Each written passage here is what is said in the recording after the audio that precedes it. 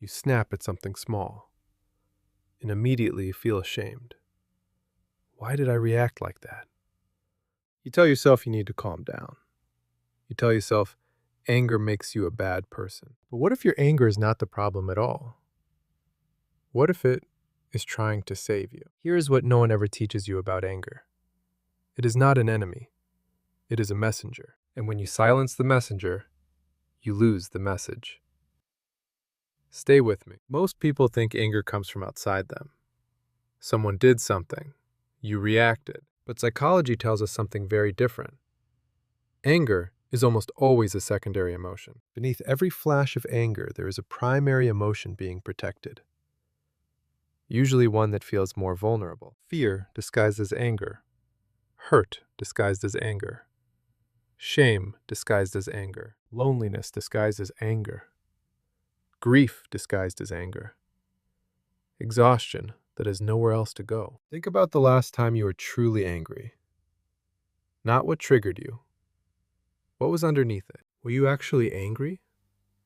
Or were you hurt, disrespected, invisible, unheard? Research shows that chronic anger is almost always a sign of a boundary that has been repeatedly crossed. A boundary you never learned to name, never learned to say out loud, never believed you were allowed to have. When you cannot say no, cannot say stop, cannot say that hurt me, the body finds another way. It speaks through anger, because anger feels safer than vulnerability. So what do you do with this? You start by getting curious instead of ashamed. The next time anger rises in you, pause, just 2 seconds, and ask it one question. What is this anger protecting? What feeling is underneath it that I have not let myself feel? That question alone changes everything, because it moves you from reaction to understanding. Step 2.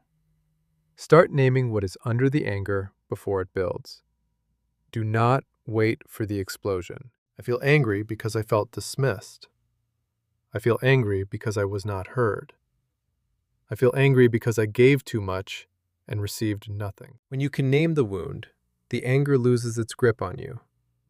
Not because you fix it, because you finally see it. Step 3. Use the anger as information to take one honest action. Not to explode, to speak. That boundary you have swallowed for months.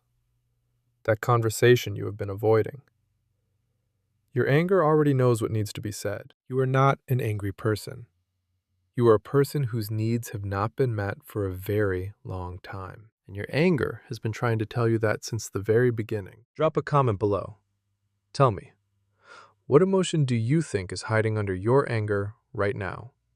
I read every one. Share this with someone whose anger you never quite understood. Sometimes people just need someone to look deeper. Your anger was never the villain. It was the part of you that refused to give up.